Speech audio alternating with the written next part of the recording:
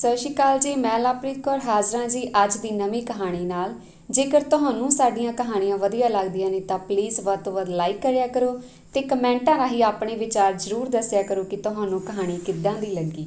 ਆਓ ਹੁਣ ਆਪਾਂ ਸ਼ੁਰੂ ਕਰਦੇ ਹਾਂ ਅੱਜ ਦੀ ਕਹਾਣੀ। ਅਮੀਰ ਚੰਦ ਤੇਜ਼ੀ ਨਾਲ ਹਸਪਤਾਲ ਪਹੁੰਚਿਆ। ਕਿੱਥੇ ਆ ਮੇਰਾ ਪੁੱਤ? ਬੇਸਬਰੀ ਨਾਲ ਅਮੀਰ ਚੰਦ ਨੇ ਨਰਸ ਤੋਂ ਪੁੱਛਿਆ, ਜਿਸ ਨੂੰ 1 ਘੰਟਾ ਪਹਿਲਾਂ ਹਸਪਤਾਲ ਲਿਆਂਦਾ ਗਿਆ। ਉਹ ਬਾਈਕ ਐਕਸੀਡੈਂਟ ਵਾਲਾ? ਨਰਸ ਨੇ ਅਮੀਰ ਚੰਦ ਦੇ ਸਵਾਲ ਬਦਲੇ ਸਵਾਲ ਕੀਤਾ। ਹਾਂ, ਉਹ ਠੀਕ ਤਾਂ ਹੈ ਮੇਰਾ ਬੱਚਾ, ਸਹੀ ਤਾਂ ਹੈ, ਕੁਝ ਹੋਇਆ ਤਾਂ ਨਹੀਂ ਮੇਰੇ ਪੁੱਤਰ ਨੂੰ? ਛੇਤੀ ਦੱਸੋ ਮੈਡਮ ਜੀ, ਮੇਰੀ ਜਾਨ ਸੁੱਕਦੀ ਜਾਂਦੀ ਆ। ਅਮੀਰ ਚੰਦ ਨੇ ਰੋਂਦੇ ਹੋਏ ਹੌਂਕੇ ਭਰ ਪੁੱਛਿਆ। ਅੰਕਲ ਜੀ ਆਓ, ਮੈਂ ਤੁਹਾਨੂੰ ਤੁਹਾਡੇ ਪੁੱਤ ਕੋਲ ਲੈ ਚੱਲਣਾ। ਨਰਸ ਨੇ ਲੰਮਾ ਸਾਹ ਲਿਆ ਤੇ ਅਮੀਰ ਚੰਦ ਨੂੰ ਮੋਲ ਵੱਲ ਲੈ ਕੇ ਤੁਰ ਪਈ। ਅਮੀਰ ਚੰਦ ਦੇ ਕਦਮ ਜਿਉਂ-ਜਿਉਂ ਅੱਗੇ ਵਧ ਰਹੇ ਸਨ, ਉਵੇਂ-ਉਵੇਂ ਹੀ ਉਸਦਾ ਦਿਲ ਕੰਬਦਾ ਜਾ ਰਿਹਾ ਸੀ। ਹੇ ਮਾਲਕਾ, ਭਾਵੇਂ ਮੇਰੀ ਜਾਨ ਲੈ ਲੈ, ਪਰ ਮੇਰੇ ਪੁੱਤ ਦੀ ਜਾਨ ਬਖਸ਼ ਦੇ। ਮੇਰਾ ਲਾਲ, ਮੇਰਾ ਪੁੱਤ। ਹੇ ਸੱਚੇ ਪਾਤਸ਼ਾਹ, ਮੇਰੇ ਤੋਂ ਮੇਰਾ ਪੁੱਤਰ ਨਾ ਖੋਹੀ। ਮੇਰੀਆਂ ਅੱਖਾਂ ਦਾ ਤਾਰਾ ਹੈ ਉਹ, ਮੇਰਾ ਨੀਰਜ। ਅਮੀਰ ਚੰਦ ਦਿਲ ਵਿੱਚ ਹਜ਼ਾਰਾਂ ਸੁਖਣਾ ਸੁਖਦਾ ਜਾਵੇ। ਨਰਸ ਇੱਕ ਸੁੰਨਸਾਨ ਜਿਹੇ ਕਮਰੇ ਵਿੱਚ ਅਮੀਰ ਚੰਦ ਨੂੰ ਲੈ ਗਈ। ਕਮਰੇ ਵਿੱਚ ਇੱਕ ਬਲਬ ਲੱਗਾ ਹੋਇਆ ਸੀ, ਜਿਸ ਦੀ ਰੌਸ਼ਨੀ ਬਹੁਤ ਘੱਟ ਸੀ। ਨਰਸ ਨੇ ਬਾਹਰ ਖਲੋਤੇ ਵਾਰਡ ਬੁਆਏ ਨੂੰ ਇਸ਼ਾਰਾ ਕਰ ਕਿਹਾ, ਬਾਈਕ ਐਕਸੀਡੈਂਟ ਵਾਲਾ ਲੜਕਾ ਇਹਨਾਂ ਦਾ ਹੈ। ਵਾਰਡ ਬੁਆਏ ਨੇ ਅਮੀਰ ਚੰਦ ਦੀ ਹਾਲਤ ਦੇਖੀ ਤੇ ਨਰਸ ਤੋਂ ਪੁੱਛਿਆ, ਸਾਹਿਬ ਨਾਲ ਹੋਰ ਕੌਣ ਆਇਆ? ਨਰਸ ਕੁਝ ਬੋਲੇ ਇਸ ਤੋਂ ਪਹਿਲਾਂ ਹੀ ਅਮੀਰ ਚੰਦ ਛੇਤੀ ਨਾਲ ਕਮਰੇ ਅੰਦਰ ਵੜ ਗਿਆ ਤੇ ਆਪਣੇ ਪੁੱਤ ਨੀਰਜ ਨੂੰ ਭਾਲਣ ਲੱਗਾ। ਨੀਰਜ, ਨੀਰਜ ਕਿੱਥੇ ਆ? ਮੇਰਾ ਪੁੱਤਰ ਕਿੱਥੇ ਹੈ? ਨੀਰਜ, ਨੀਰਜਾ। ਅਮੀਰ ਚੰਦ ਰੋ ਬੇਹਾਲ ਹੋ ਰਿਹਾ ਸੀ। ਇੰਨੇ ਨੂੰ ਅਮੀਰ ਚੰਦ ਦੀ ਧਰਮ ਪਤਨੀ ਮਾਧੁਰੀ ਵੀ ਰੋਂਦੀ ਹੋਈ ਕਮਰੇ ਵਿੱਚ ਵੜੀ। ਉਸ ਨਾਲ ਡਾਕਟਰ ਵਰਮਾ ਵੀ ਸਨ। ਜੀ। ਮਾਧੁਰੀ ਨੇ ਅਮੀਰ ਚੰਦ ਦੇ ਮੋਢੇ ਤੇ ਆਪਣਾ ਕੰਬਦਾ ਹੋਇਆ ਹੱਥ ਰੱਖਿਆ ਤੇ ਰੋਂਦੇ ਹੋਏ ਬੋਲੀ, ਉੱਧਰ ਹੈ ਆਪਣਾ ਪੁੱਤ। ਅਮੀਰ ਚੰਦ ਦੀਆਂ ਰੋਂਦੀਆਂ ਅੱਖਾਂ, ਜੋ ਆਪਣੇ ਪੁੱਤ ਨੂੰ ਦੇਖਣ ਨੂੰ ਤਰਸ ਰਹੀਆਂ ਸਨ, ਇੱਕ ਸਟੈਚਰ ਤੇ ਜਾ ਟਿਕੀਆਂ, ਜਿਸ ਤੇ ਕਿਸੇ ਮੁਰਦੇ ਨੂੰ ਪਾਇਆ ਸੀ ਤੇ ਮੂੰਹ ਚਿੱਟੇ ਕੱਪੜੇ ਨਾਲ ਢਕਿਆ ਸੀ। ਅਮੀਰ ਚੰਦ ਉਸ ਬਾਡੀ ਨੂੰ ਦੇਖ ਕੇ ਹੌਲੀ-ਹੌਲੀ ਅੱਗੇ ਵਧਣ ਲੱਗਾ। ਇਹ ਨੀਰਜ ਤਾਂ ਨਹੀਂ ਭਾਗਵਾਨੇ? ਇਹ ਆਪਣਾ ਪੁੱਤ ਤਾਂ ਨਹੀਂ ਹੈ? ਮੈਂ ਤੇਥੋਂ ਪੁੱਛਿਆ, ਨੀਰਜ ਕਿੱਥੇ ਆ? ਤੂੰ ਇਹ ਸਭ ਦਿਖਾਈ ਜਾਨੀ ਮੈਨੂੰ? ਤੈਨੂੰ ਸ਼ਰਮ ਹੈਗੀ ਕੁਝ ਜਾਂ ਨਹੀਂ? ਮੇਰੇ ਪੁੱਤਰ ਦੀ ਜਾਨ ਦੀ ਦੁਸ਼ਮਣ ਬਣੀ ਫਿਰਦੀ। ਡਾਕਟਰ ਸਾਹਿਬ ਦੱਸੋ ਮੈਨੂੰ, ਨੀਰਜ ਕਿੱਥੇ ਆ? ਅਮੀਰ ਚੰਦ ਜੀ, ਤੁਸੀਂ ਮੇਰੇ ਨਾਲ ਚੱਲੋ। ਡਾਕਟਰ ਨੇ ਅਮੀਰ ਚੰਦ ਦੀ ਬਾਂਹ ਫੜ ਉਸਨੂੰ ਨੀਰਜ ਦੇ ਮੁਰਦਾ ਸਰੀਰ ਕੋਲ ਖੜਿਆ ਤੇ ਫਿਰ ਉਸਦੇ ਮ੍ਰਿਤਕ ਸਰੀਰ ਤੋਂ ਕੱਪੜਾ ਲਾਇਆ।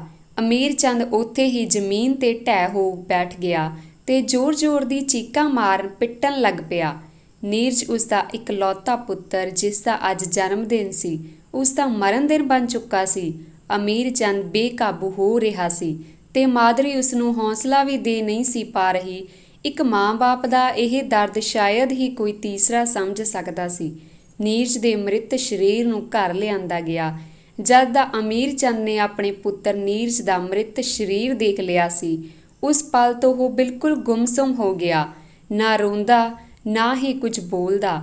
ਪੁੱਤ ਦੇ ਜਾਣ ਦਾ ਸਦਮਾ ਉਸਨੂੰ ਇੰਨਾ ਗਹਿਰਾ ਲੱਗਾ ਸੀ ਕਿ ਉਸਨੂੰ ਹੁਣ ਕੁਝ ਸੁੱਝ ਹੀ ਨਹੀਂ ਸੀ ਰਿਹਾ। ਮਾਧੁਰੀ ਨੇ ਆਪ ਭੱਜ ਨੱਸ ਕਰ ਨੀਰਜ ਦੇ ਕਿਰਿਆ-ਕਰਮ ਦਾ ਇੰਤਜ਼ਾਮ ਕਰ ਰਹੀ ਸੀ। ਦਿਲ ਵਿੱਚ ਪੁੱਤ ਦੇ ਜਾਣ ਦਾ ਗਮ ਦੇ ਨਾਲ ਉਸਨੂੰ ਆਪਣੇ ਪਤੀ ਅਮੀਰ ਚੰਦ ਦੀ ਫਿਕਰ ਖਾਈ ਜਾਂਦੀ ਸੀ। ਅੱਖਾਂ ਦੇ ਅੱਥਰੂ ਰੁਕਣ ਦਾ ਨਾਂ ਨਹੀਂ ਸੀ ਲੈ ਰਹੇ। ਪਰ ਇੱਕ ਔਰਤ ਰੋ ਤਾਂ ਸਕਦੀ, ਪਰ ਆਪਣੀ ਜ਼ਿੰਮੇਵਾਰੀਆਂ ਤੋਂ ਕਿਵੇਂ ਭੱਜ ਸਕਦੀ ਸੀ? ਮੁੜ-ਮੁੜ ਡਿੱਗ ਪਵੇ। ਕਿਰਿਆ-ਕਰਮ ਤੇ ਆਏ ਲੋਕ ਨੀਰਜ ਦੇ ਐਕਸੀਡੈਂਟ ਬਾਰੇ ਵੱਖ-ਵੱਖ ਗੱਲਾਂ ਕਰ ਰਹੇ ਸਨ। ਕੋਈ ਕਹਿੰਦਾ ਮੁੰਡਾ ਸਿਰ ਤੇ ਬਹੁਤ ਚੜ੍ਹਾ ਰੱਖਿਆ ਸੀ, ਮੰਨਦਾ ਸੁਣਦਾ ਨਹੀਂ ਸੀ ਕਿਸੇ, ਆਪ ਹੁਦਰੀ ਨਾਲ ਮਰਿਆ, ਤੇ ਕੋਈ ਕਹਿੰਦਾ ਨਸ਼ੇ ਕਰਦਾ ਸੀ, ਨਸ਼ਾ ਕਰ ਹੀ ਬਾਈਕ ਚਲਾ ਰਿਹਾ ਸੀ ਤਾਂ ਐਕਸੀਡੈਂਟ ਹੋਇਆ। ਜਿੰਨੇ ਮੂੰਹ ਓਨੀਆਂ ਗੱਲਾਂ। ਪਰ ਮਾਧੁਰੀ ਤੇ ਅਮੀਰ ਚੰਦ ਦੀ ਹਾਲਤ ਤੇ ਸਭ ਨੂੰ ਤਰਸ ਆ ਰਿਹਾ ਸੀ। ਅਮੀਰ ਚੰਦ ਨੀਰਜ ਦੇ ਮੂੰਹ ਵੱਲ ਬਿਨਾਂ ਪਲਕ ਝਪਕੇ ਬਸ ਦੇਖੀ ਜਾ ਰਿਹਾ ਸੀ, ਜਿਵੇਂ ਇੰਤਜ਼ਾਰ ਕਰ ਰਿਹਾ ਹੋਵੇ ਨੀਰਜ ਅੱਖਾਂ ਖੋਲ, ਹੁਣੇ ਉਸ ਵੱਲ ਤੱਕੇਗਾ ਤੇ ਗੱਲ ਨਾਲ ਲਾੜ ਕਰੇਗਾ। ਚੰਦ। ਅਮੀਰ ਚੰਦ ਦੇ ਕੰਨੀ ਉਸਦੇ ਭਰਾ ਭਗਵੰਤ ਦੀ ਆਵਾਜ਼ ਪਈ, ਪਰ ਅਮੀਰ ਚੰਦ ਨੇ ਉਸ ਵੱਲ ਨਜ਼ਰ ਚੱਕ ਨਾ ਦੇਖਿਆ। ਚੰਦ। ਮੈਨੂੰ ਪਤਾ ਚੱਲਿਆ ਨੀਰਜ ਬਾਰੇ। ਬੜਾ ਦੁੱਖ ਹੋਇਆ ਸੁਣ ਕੇ। ਰੱਬ ਬੜਾ ਕਹਿਰਵਾਨ ਹੈ, ਤੂੰ ਉਸਨੂੰ ਅੱਜ ਹੀ ਸਵੇਰੇ ਬਾਈਕ ਗਿਫਟ ਕੀਤੀ ਸੀ ਤੇ ਦੇਖ ਉਹੀ ਬਾਈਕ ਉਸਦਾ ਕਾਲ ਬਣ ਗਈ। ਭੋਲੂ ਦੱਸਦਾ ਸੀ ਕਿ ਨੀਰਜ ਬਾਈਕ ਬੜੀ ਤੇਜ਼ੀ ਨਾਲ ਚਲਾ ਰਿਹਾ ਤੇ ਉਹ ਟਰੱਕ ਵਾਲਾ ਤਾਂ ਮੌਕੇ ਤੇ ਫਰਾਰ ਹੋ ਗਿਆ। ਧਰਮ ਨਾਲ ਇਹ ਦੁਨੀਆ ਗਰਕਣ ਤੇ ਹੀ ਆਈ, ਪਰ ਤੂੰ ਹੌਸਲਾ ਰੱਖ ਮੇਰਾ ਵੀਰ, ਆ ਭੋਲੂ ਵੀ ਤੇਰੇ ਪੁੱਤਾਂ ਵਾਂਗ ਹੀ ਹੈ। ਅਮੀਰ ਚੰਦ ਨੇ ਆਪਣੇ ਭਰਾ ਭਗਵੰਤ ਦੀ ਕਿਸੇ ਵੀ ਗੱਲ ਦਾ ਕੋਈ ਜਵਾਬ ਨਾ ਦਿੱਤਾ ਤੇ ਬਸ ਨੀਰਜ ਦੇ ਚਿਹਰੇ ਨੂੰ ਪੱਥਰ ਦੀ ਮੂਰਤ ਵਾਂਗ ਤੱਕਦਾ ਰਿਹਾ। ਸਾਰੇ ਦੁੱਖ ਵਿੱਚ ਹੀ ਡੁੱਬੇ ਸਨ ਕਿ ਕਿਸੇ ਅਣਜਾਣ ਸ਼ਖਸ ਨੇ ਦਰਵਾਜ਼ਾ ਖੜਕੜਾਇਆ। ਅਮੀਰ ਚੰਦ ਦਾ ਭਤੀਜਾ ਭੋਲੂ ਉੱਠਿਆ ਤੇ ਛੇਤੀ ਨਾਲ ਉਸ ਸ਼ਖਸ ਨੂੰ ਦੇਖ ਬਾਹਰ ਲੈ ਗਿਆ। ਰੀਆ, ਜੋ ਨੀਰਜ ਦੀ ਮਾਸੀ ਦੀ ਕੁੜੀ ਸੀ, ਉਸਨੂੰ ਇਹ ਗੱਲ ਬੜੀ ਅਜੀਬ ਲੱਗੀ ਕਿ ਭੋਲੂ ਇਸ ਸ਼ਖਸ ਨੂੰ ਇੰਨੇ ਰਹੱਸਮਈ ਤਰੀਕੇ ਨਾਲ ਕਿਉਂ ਲਿਆ ਗਿਆ। ਮੌਕਾ ਵੇਖ ਉਹ ਭੋਲੂ ਨੂੰ ਦੇਖਣ ਦਰਵਾਜ਼ੇ ਤੱਕ ਪਹੁੰਚੀ ਕਿ ਅਜੀਬ ਪਹਿਰਾਵੇ ਵਾਲਾ ਉੱਚਾ ਲੰਬਾ ਸ਼ਖਸ ਉਹਦੇ ਸਾਹਮਣੇ ਇੱਕਦਮ ਆ ਖੜਾ ਹੋਇਆ। ਤੁਸੀਂ ਕੌਣ ਹੋ? ਰੀਆ ਨੇ ਉਸ ਜਵਾਨ ਸਰੀਰ ਵਾਲੇ ਭਾਈ ਤੋਂ ਪੁੱਛਿਆ। ਮੈਂ ਨੀਰਜ ਦਾ ਦੋਸਤ ਅਮਰ ਹਾਂ, ਉਸ ਸ਼ਖਸ ਨੇ ਜਵਾਬ ਦਿੱਤਾ। ਅੰਦਰ ਆ ਜਾਓ। ਰੀਆ ਨੂੰ ਉਹ ਸ਼ਖਸ ਬਹੁਤ ਅਜੀਬ ਲੱਗ ਰਿਹਾ ਸੀ। ਅੰਦਰ ਆਉਂਦਿਆਂ ਹੀ ਅਮਰ ਅਮੀਰ ਚੰਦ ਦੇ ਬਦਲੇ ਉਸਦੇ ਭਗਵੰਤ ਕੋਲ ਗਿਆ ਤੇ ਹੌਲੀ-ਹੌਲੀ ਦੱਬੇ ਬੁੱਲ੍ਹਾਂ ਨਾਲ ਅਮਰ ਭਗਵੰਤ ਨੂੰ ਕੁਝ ਕਹਿਣ ਲੱਗ ਪਿਆ। ਰੀਆ ਹੌਲੀ ਜਿਹੀ ਅਮੀਰ ਚੰਦ ਕੋਲ ਬੈਠ ਗਈ। ਉਸਨੇ ਅਮੀਰ ਚੰਦ ਦਾ ਧਿਆਨ ਉਸ ਅਜੀਬੋ-ਗਰੀਬ ਸ਼ਖਸ ਵੱਲ ਲੈ ਕੇ ਜਾਣ ਦੀ ਬੜੀ ਕੋਸ਼ਿਸ਼ ਕੀਤੀ, ਪਰ ਸਭ ਵਿਅਰਥ। ਅਮੀਰ ਚੰਦ ਦਿਸ਼ਾ ਦੀ ਕਿਸੇ ਵੀ ਗੱਲ ਵੱਲ ਧਿਆਨ ਨਹੀਂ ਸੀ ਦੇ ਰਿਹਾ। ਉਸਦੇ ਮਨ ਵਿੱਚ ਬਸ ਨੀਰਜ ਦੀਆਂ ਯਾਦਾਂ ਘੁੰਮ ਰਹੀਆਂ ਸਨ। ਅਮੀਰ ਚੰਦ ਦੇ ਘਰ ਜਿਸ ਦਿਨ ਉਸਦਾ ਪੁੱਤਰ ਨੀਰਜ ਪੈਦਾ ਹੋਇਆ ਸੀ, ਉਸੇ ਦਿਨ ਤੋਂ ਉਸਦੇ ਦਿਨ ਫਿਰਨੇ ਸ਼ੁਰੂ ਹੋ ਗਏ ਸਨ। ਸਭ ਕਹਿੰਦੇ ਸਨ ਕਿ ਨੀਰਜ ਨੇ ਤਾਂ ਅਮੀਰ ਚੰਦ ਨੂੰ ਸੱਚੀ ਦਾ ਅਮੀਰ ਬਣਾ ਦਿੱਤਾ ਹੈ। ਅਮੀਰ ਚੰਦ ਦਾ ਸੁਭਾਗ ਸੀ ਜਾਂ ਨੀਰਜ ਦਾ ਪੈੜਾ। ਅਮੀਰ ਚੰਦ ਨੇ ਉਸਦੇ ਆਉਣ ਤੋਂ ਬਾਅਦ ਨਾ ਤਾਂ ਕਦੇ ਗਰੀਬੀ ਝੱਲੀ ਤੇ ਨਾ ਹੀ ਕਦੇ ਕੋਈ ਕਸ਼ਟ ਭੋਗਿਆ। ਪਰਿਵਾਰ ਵਿੱਚ ਉਸਦੇ ਆਉਣ ਨਾਲ ਲਹਿਰਾਂ ਬਹਿਰਾਂ ਲੱਗ ਗਈਆਂ ਸਨ। ਅਮੀਰ ਚੰਦ ਤੇ ਮਾਦਰੀ ਇੱਕ ਪਲ ਵੀ ਆਪਣੇ ਪੁੱਤਰ ਬਿਨਾਂ ਸਾਹ ਤੱਕ ਨਹੀਂ ਸੀ ਲੈਂਦੇ। ਨੀਰਜ ਜੋ ਵੀ ਮੰਗਦਾ ਬਸ ਉਸਨੂੰ ਮਿਲ ਜਾਂਦਾ। ਇਸ ਵਾਰ ਆਪਣੇ 18ਵੇਂ ਜਨਮ ਦਿਨ ਤੇ ਨੀਰਜ ਨੇ ਆਪਣੇ ਪਿਓ ਨੂੰ ਕਹਿ ਰੱਖਿਆ ਸੀ ਬਾਈਕ ਦਾ। ਅਮੀਰ ਚੰਦ ਨੇ ਇੰਪੋਰਟਡ ਬਾਈਕ ਮੰਗਵਾ ਕੇ ਦਿੱਤੀ ਸੀ, ਪਰ ਬਦਕਿਸਮਤੀ ਨਾਲ ਨੀਰਜ ਦੀ ਮੌਤ ਉਸ ਬਾਈਕ ਦਾ ਆਸਰਾ ਲੈ ਕੇ ਆਈ ਸੀ। ਕਿੰਨਾ ਬੇਵੱਸ ਸਮਝ ਰਿਹਾ ਸੀ ਅਮੀਰ ਚੰਦ ਖੁਦ ਨੂੰ। ਇੰਨਾ ਪੈਸਾ ਹੋਣ ਦੇ ਬਾਵਜੂਦ ਵੀ ਆਪਣੇ ਪੁੱਤਰ ਦੀ ਜ਼ਿੰਦਗੀ ਨਾ ਖਰੀਦ ਸਕਿਆ। ਚੰਦ, ਚੱਲ ਉੱਠ, ਦਾਹ ਸੰਸਕਾਰ ਦਾ ਸਮਾਂ ਹੋ ਗਿਆ। ਭਗਵੰਤ ਨੇ ਅਮੀਰ ਚੰਦ ਦੇ ਮੋਢੇ ਹੱਥ ਰੱਖਦਿਆਂ ਕਿਹਾ। ਅਮੀਰ ਚੰਦ ਨੇ ਲਾਲ ਤੇ ਸੁੱਜੀਆਂ ਅੱਖਾਂ ਜੋ ਪੁੱਤਰ ਦੇ ਗਮ ਵਿੱਚ ਭਿੱਜੀਆਂ ਸਨ ਨੂੰ ਚੁੱਕ ਭਗਵੰਤ ਵੱਲ ਦੇਖਿਆ। ਮਾਦਰੀ ਸੰਸਕਾਰ ਦਾ ਸੁਣ ਪਿੱਟਣ ਲੱਗ ਪਈ। ਬੇਦਿਲ ਰੱਬਾ, ਮਾਰਨਾ ਸੀ ਤਾਂ ਮੈਨੂੰ ਮਾਰ ਦਿੰਦਾ, ਮੇਰੇ ਪੁੱਤਰ ਨੂੰ ਤਾਂ ਨਾ ਮਾਰਦਾ। ਨੀਰਜੂ ਵਾਪਸ ਆ ਜਾ, ਤੇਰੀ ਮਾਂ ਰੋਂਦੀ ਦੇਖ। ਪਤਨੀ ਦਾ ਵਿਰਲਾਪ ਸੁਣ ਅਮੀਰ ਚੰਦ ਹੌਲੀ-ਹੌਲੀ ਆਪਣੇ ਆਪ ਨੂੰ ਸੰਭਾਲਦਾ ਹੋਇਆ ਉਸ ਕੋਲ ਗਿਆ। ਭਾਗਵਾਨੀ, ਇੰਜ ਨਾ ਕਹਿ, ਤੈਨੂੰ ਕੁਝ ਹੋ ਗਿਆ ਤਾਂ ਜਿਹੜੀ ਬਚੀ ਖੁਚੀ ਆਸ ਆ ਉਹ ਵੀ ਖਤਮ ਹੋ ਜਾਣੀ। ਮੈਨੂੰ ਮੇਰਾ ਪੁੱਤ ਵਾਪਸ ਚਾਹੀਦਾ। ਮਾਦਰੀ ਰੋਂਦੀ ਹੋਈ ਅਮੀਰ ਚੰਦ ਦੇ ਗਲ ਲੱਗ ਗਈ। ਅਮੀਰ ਚੰਦ ਹੌਸਲਾ ਕਰ ਨੀਰਜ ਕੋਲ ਗਿਆ ਤੇ ਕੰਬਦੇ-ਕੰਬਦੇ ਹੱਥਾਂ ਨਾਲ ਪੁੱਤ ਦੀ ਆਰਤੀ ਨੂੰ ਮੋਢੀ ਚੁੱਕ ਅਗਾਂਹ ਵਧਿਆ। ਅਮੀਰ ਚੰਦ ਨੂੰ ਯਾਦ ਆ ਰਿਹਾ ਸੀ ਇਸੇ ਤਰ੍ਹਾਂ ਉਹ ਬਚਪਨ ਵਿੱਚ ਨੀਰਜ ਨੂੰ ਆਪਣੇ ਮੋਢਿਆਂ ਤੇ ਚੁੱਕ ਘੁੰਮਦਾ ਰਹਿੰਦਾ ਸੀ। ਉਸ ਵੇਲੇ ਕੀ ਪਤਾ ਸੀ ਕਿ ਉਸਨੂੰ ਇੱਕ ਦਿਨ ਆਪਣੇ ਜਵਾਨ ਪੁੱਤ ਦੀ ਆਰਤੀ ਵੀ ਇਹਨਾਂ ਮੋਢਿਆਂ ਤੇ ਚੁੱਕ ਖੜਨੀ ਪੈ ਰਹੀ ਸੀ। ਕਿੰਨਾ ਭਾਰ ਚੱਲ ਰਿਹਾ ਸੀ ਇੱਕ ਪਿਓ ਦਾ ਦਿਲ, ਸ਼ਾਇਦ ਇਹ ਕੋਈ ਵੀ ਨਹੀਂ ਸਮਝ ਰਿਹਾ ਸੀ।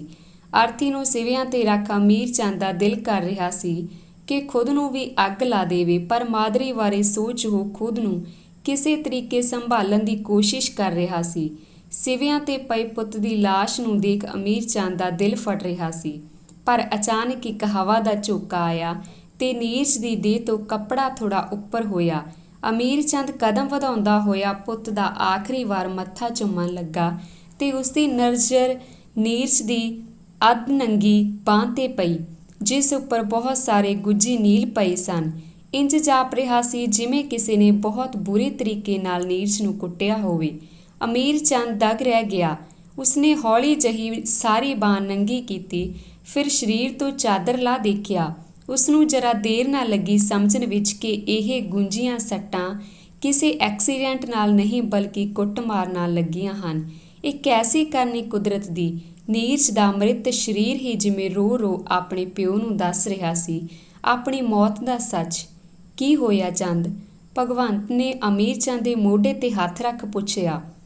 ਅਮੀਰ ਚੰਦ ਬੜੀ ਗੌਰ ਨਾਲ ਨੀਰਜ ਦੀਆਂ ਸੱਟਾਂ ਵੱਲ ਦੇਖ ਰਿਹਾ ਸੀ। ਭਗਵੰਤ ਦਾ ਧਿਆਨ ਵੀ ਨੀਰਜ ਦੀ ਲੱਤ ਵੱਲ ਪਿਆ ਤੇ ਉਸਦੇ ਰੰਗ ਉੱਡ ਗਏ। ਛੇਤੀ ਨਾਲ ਭਗਵੰਤ ਨੇ ਨੀਰਜ ਦੀ ਲਾਸ਼ ਦੁਬਾਰਾ ਢਕੀ ਤੇ ਅਮੀਰ ਚੰਦ ਨੂੰ ਮੁੜ ਬੋਲਿਆ, ਚੰਦ ਹੁਣ ਸੰਸਕਾਰ ਕਰ ਦੇ, ਹਨੇਰਾ ਹੋ ਰਿਹਾ। ਅਮੀਰ ਚੰਦ ਦੀ ਜਿਵੇਂ ਸ਼ੁੱਧ ਬੁੱਧੀ ਕੰਮ ਕਰਨਾ ਬੰਦ ਕਰ ਗਈ ਸੀ। ਹੌਲੀ ਹੌਲੀ ਉਸਨੇ ਨੀਰਜ ਦੇ ਸਿਵੇ ਦੁਆਲੇ ਚੱਕਰ ਕੱਢਣੇ ਸ਼ੁਰੂ ਕਰ ਦਿੱਤੇ। ਹਰ ਵੱਧਦੇ ਕਦਮ ਨਾਲ ਅਮੀਰ ਚੰਦ ਦੀ ਹਿੰਮਤ ਜਵਾਬ ਦੇ ਰਹੀ ਸੀ। ਹੁਣ ਵੇਲਾ ਆ ਗਿਆ ਸੀ ਨੀਰਜ ਦੀ ਦੇਹ ਦਾ ਪੰਜਾਂ ਤੱਤਾਂ ਵਿੱਚ ਮਿਲ ਜਾਣ ਦਾ। ਅਮੀਰ ਚੰਦ ਨੇ ਜਦ ਨੀਰਜ ਦੇ ਦੇਹ ਨੂੰ ਅੱਗ ਦੀ ਭੇਟ ਚੜ੍ਹਾਇਆ ਤਾਂ ਉੱਥੇ ਹੀ ਮੱਥੇ ਹੱਥ ਰੱਖ ਜ਼ਮੀਨ 'ਤੇ ਬੈਠ ਵੈਣ ਪਾਉਣ ਲੱਗਾ। ਡੈਡੀ। ਅਮੀਰ ਚੰਦ ਦੇ ਕੰਨ ਵਿੱਚ ਨੀਰਜ ਦੀ ਆਵਾਜ਼ ਪਈ, ਨੀਰਜ। ਅਮੀਰ ਚੰਦ ਨੇ ਹੈਰਾਨ ਹੋ ਤਾਂ ਦੇਖਿਆ ਤੇ ਨੀਰਜ ਚਿੱਟਾ ਲਿਬਾਸ ਪਾ ਸਿਵੇ ਕੋਲ ਖੜੋਤਾ ਆਪਣੇ ਪਿਓ ਨੂੰ ਦੇਖ ਰਿਹਾ ਸੀ। ਨੀਰਜ ਮੇਰਾ ਪੁੱਤਰ, ਆ ਜਾ ਪੁੱਤ, ਮੇਰੇ ਗਲ ਲੱਗ ਜਾ। ਅਮੀਰ ਚੰਦ ਬਾਵਾ ਫੈਲਾ ਨੀਰਜ ਨੂੰ ਬੁਲਾਉਣ ਲੱਗਾ। ਉਸਦੇ ਅੱਥਰੂ ਰੁਕਣ ਦਾ ਨਾਂ ਨਹੀਂ ਸੀ ਲੈ ਰਹੇ। Daddy, I love you. ਮੈਂ ਜਿਉਣਾ ਚਾਹੁੰਦਾ ਸੀ ਡੈਡੀ। ਮੇਰੀ ਚਾਬੀ ਉਹਨਾਂ ਕੋਲ ਹੀ ਲੈ ਕੇ ਦੇ ਦਿਓ। ਮੰਮੀ ਦਾ ਧਿਆਨ ਰੱਖਣਾ। ਇੰਨਾ ਕਹਿ ਨੀਰਜ ਪਿੱਛੇ ਨੂੰ ਤੁਰਨ ਲੱਗ ਪਿਆ। ਨੀਰਜ ਰੁਕ, ਕਿੱਥੇ ਚੱਲਾ ਪੁੱਤਰ? ਆਪਣੇ ਮੰਮੀ ਡੈਡੀ ਨੂੰ ਨਾ ਛੱਡ ਕੇ ਜਾ। ਇਹ ਕਹਿ ਅਮੀਰ ਚੰਦ ਨੀਰਜ ਦੇ ਪਿੱਛੇ ਭੱਜਣ ਲੱਗਾ ਕਿ ਉੱਥੇ ਹੀ ਬੇਹੋਸ਼ ਹੋ ਗਿਆ। ਅੱਖ ਖੁੱਲੀ ਤਾਂ ਅਮੀਰ ਚੰਦ ਨੇ ਆਪਣੇ ਆਪ ਨੂੰ ਹਸਪਤਾਲ ਵਿੱਚ ਪਾਇਆ। ਨੀਰਜ। ਉੱਠਦਿਆਂ ਹੀ ਅਮੀਰ ਚੰਦ ਨੀਰਜ ਨੂੰ ਲੱਭਣ ਲੱਗਾ। ਜੀ। ਨੀਰਜ ਚਲਾ ਗਿਆ, ਮਾਦਰੀ ਨੇ ਅਮੀਰ ਚੰਦ ਨੂੰ ਸੰਭਾਲਦਿਆਂ ਕਿਹਾ। ਅਮੀਰ ਚੰਦ ਚੁੱਪ ਹੋ ਮਾਦਰੀ ਨੂੰ ਦੇਖਣ ਲੱਗਾ। ਪਾਣੀ। ਮਾਦਰੀ ਨੇ ਕੋਲ ਪਏ ਟੇਬਲ ਤੋਂ ਗਲਾਸ ਚੁੱਕਿਆ ਤੇ ਪਾਣੀ ਭਰ ਅਮੀਰ ਚੰਦ ਨੂੰ ਦਿੱਤਾ। ਅਮੀਰ ਚੰਦ ਪਾਣੀ ਪੀ ਪੁੱਛਣ ਲੱਗਾ, ਇਹ ਹਸਪਤਾਲ ਮੈਨੂੰ ਕੌਣ ਛੱਡ ਕੇ ਗਿਆ? ਮੈਂ ਲਿਆਈ। ਤੁਸੀਂ ਬੇਹੋਸ਼ ਡਿੱਗੇ ਸੀ, ਮਾਦਰੀ ਨੇ ਅੱਥਰੂ ਪੂੰਝਦਿਆਂ ਕਿਹਾ। ਇੰਨੇ ਨੂੰ ਇੱਕ ਪੁਲਿਸ ਵਾਲਾ ਅਮੀਰ ਚੰਦ ਦੇ ਕਮਰੇ ਵਿੱਚ ਅੰਦਰ ਆਇਆ। ਮੈਨੂੰ ਪਤਾ ਹੈ ਕਿ ਇਸ ਸਮੇਂ ਤੁਸੀਂ ਦੋਨੋਂ ਪਤੀ ਪਤਨੀ ਗਹਿਰੇ ਸਦਮੇ ਵਿੱਚ ਹੋ, ਪਰ ਮੈਂ ਵੀ ਮਜਬੂਰ ਹਾਂ ਆਪਣੀ ਡਿਊਟੀ ਹੱਥੋਂ। ਕੁਝ ਸਵਾਲ ਹੈ ਤੁਹਾਡੇ ਬੇਟੇ ਦੇ ਐਕਸੀਡੈਂਟ ਨੂੰ ਲੈ ਕੇ ਜੋ ਪੁੱਛਣਾ ਚਾਹੁੰਦਾ। ਸਾਹਿਬ, ਇਸ ਸਮੇਂ ਅਸੀਂ ਕਿਸੇ ਵੀ ਸਵਾਲ ਦਾ ਜਵਾਬ ਨਹੀਂ ਦੇਣਾ ਚਾਹੁੰਦੇ। ਮੇਰੇ ਪਤੀ ਦੀ ਸਿਹਤ ਠੀਕ ਨਹੀਂ ਤੇ ਨਾ ਹੀ ਸਾਡੇ ਵਿੱਚੋਂ ਕਿਸੇ ਦਾ ਮਨ ਹੈ ਜਵਾਬ ਦੇਣ ਦਾ। ਮਾਦਰੀ ਨੇ ਹੱਥ ਜੋੜ ਬੇਨਤੀ ਕੀਤੀ, ਤੁਸੀਂ ਇਹ ਜਾਣ ਕੇ ਵੀ ਨਹੀਂ ਜਵਾਬ ਦੇਣਾ ਚਾਹੋਗੇ ਕਿ ਨੀਰਜ ਦਾ ਐਕਸੀਡੈਂਟ ਨਹੀਂ, ਮਰਡਰ ਹੋਇਆ ਹੈ। ਪਿੱਛੋਂ ਰੀਆ ਦੀ ਆਵਾਜ਼ ਆਈ, ਮਰਡਰ? ਅਮੀਰ ਚੰਦ ਤੇ ਮਾਦਰੀ ਹੱਕੇ ਬੱਕੇ ਹੋ ਇੱਕ ਦੂਜੇ ਵੱਲ ਦੇਖਣ ਲੱਗ ਪਏ। ਹਾਂਜੀ, ਮਰਡਰ। ਆਨੰਦ ਮੇਰਾ ਦੋਸਤ ਵੀ ਹੈ ਤੇ ਪੁਲਿਸ ਵਾਲਾ ਵੀ ਹੈ। ਮੈਂ ਹੀ ਇਸ ਨੂੰ ਲੈ ਕੇ ਆਈ ਹਾਂ ਤੁਹਾਡੇ ਕੋਲ। ਰੀਆ। ਪੁੱਤ ਤੂੰ ਕੀ ਕਹਿ ਰਹੀ ਆਂ? ਤੈਨੂੰ ਪਤਾ ਵੀ ਹੈ ਕੁਝ?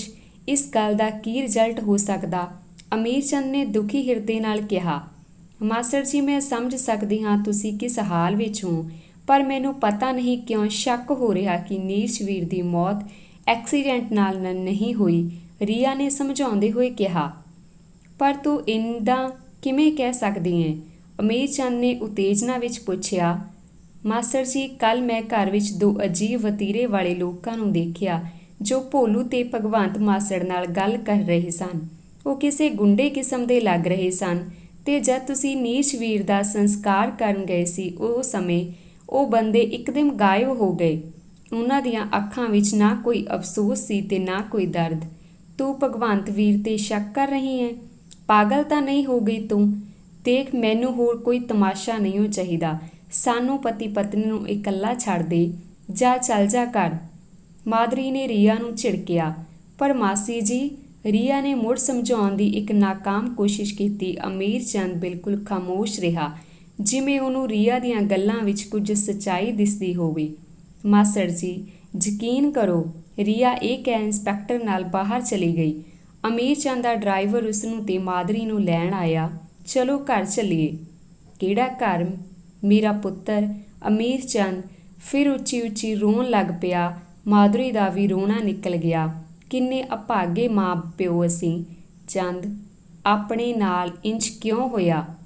ਧੰਨਵਾਦ ਜੀ। ਬਾਕੀ ਦੀ ਕਹਾਣੀ ਕੱਲ੍ਹ ਦੀ ਵੀਡੀਓ 'ਚ ਜਾਰੀ ਰੱਖਾਂਗੇ। ਵੀਡੀਓ ਕੱਲ੍ਹ ਸਵੇਰੇ 9:30 ਵਜੇ 'ਤੇ ਅਪਲੋਡ ਕੀਤੀ